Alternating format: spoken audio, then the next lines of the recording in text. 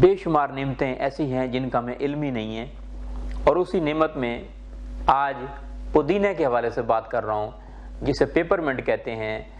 بہت ساری allopathic companies پوری دنیا میں یہ شربت بن رہے ہیں پیپر منٹ کے نام سے۔ پیپر منٹ کا مطلب ہے پودینہ۔ دوسرا نام اس کا دیا ہوا مینتھول، اس کا ست بنایا جاتا ہے پودینے کا، تو یہ بھی مینتھول جو ہے یہ بھی پودینے سے لیا جاتا ہے۔ پودینہ کے اتنے بے شمار فائدے ہیں کہ ہر گھر میں پودینے کا استعمال ہوتا ہے، رائتے میں استعمال ہوتا ہے، دہی میں ہم استعمال کرتے ہیں۔ دہی میں اس لیے استعمال کرتے ہیں جن کا سٹامک کمزور ہوتا ہے، جن کا لیور کمزور ہوتا ہے، تو ہم معالج جو ہے مشورہ دیتے ہیں پیشنٹ کو کہ آپ سبز دھنیا اور سبز پودینہ کی چٹنی بنا کے استعمال کریں، آپ کے پیٹ کے گیس کے لیے، بلڈ پریشر کے لیے، دماغ کے لیے، اعصاب کے لیے، کمزوری معدہ کے لیے بہت ہی مفید ہے۔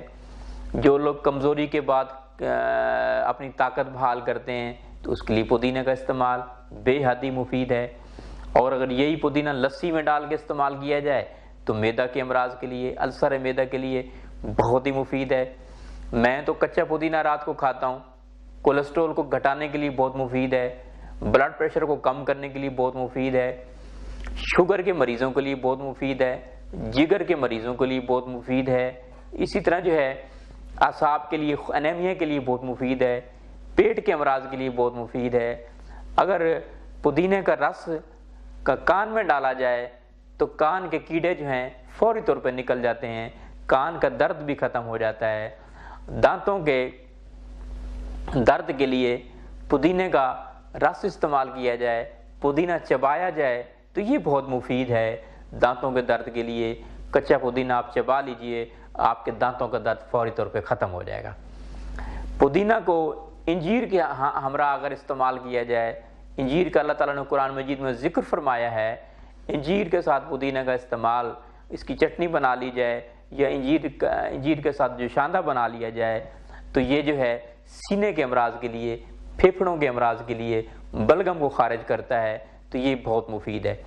دل کی کمزوری کے لیے عرق پودینہ کا استعمال کیا جائے تو بہت ہی مفید ہے۔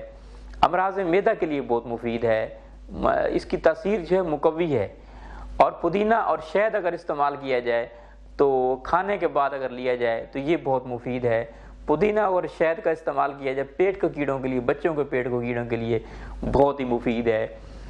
فیملی پلاننگ کے لیے بہت مفید ہے۔ جو طرح طرح کی ہم میڈیسن استعمال کرتے ہیں، اور آج کل اشتہاری مہم چلی ہوئی ہے کہ فیملی پلاننگ کے لیے فلاں ٹیبلٹ استعمال کیجئے، فلاں ٹیبلٹ استعمال کیجئے۔ آپ تمام ٹیبلٹ کو چھوڑیے، صرف پودینہ کی پتیوں کو پیس لیں آپ، اور امراض مخصوصہ پہ، جہاں خواتین کا زنانہ امراض مخصوصہ ہے وہاں آپ لگائیے، انشاءاللہ آپ کو حمل نہیں ٹھہرے گا، اور ہر جو ہے مینسز کے بعد جو ہے ہر ماہ جو ہے 2 دن آپ لگائیں، انشاءاللہ آپ کو کبھی حمل نہیں ٹھہرے گا، آپ پریگننٹ نہیں ہوں گے، خواتین بہنیں جو ہیں۔ اسی طرح جو ہے پیٹ کے درد کے لیے اس کا جوشاندہ بنا کے استعمال کریں، خساندہ بھی بہت مفید ہے، جوشاندہ بھی بہت مفید ہے۔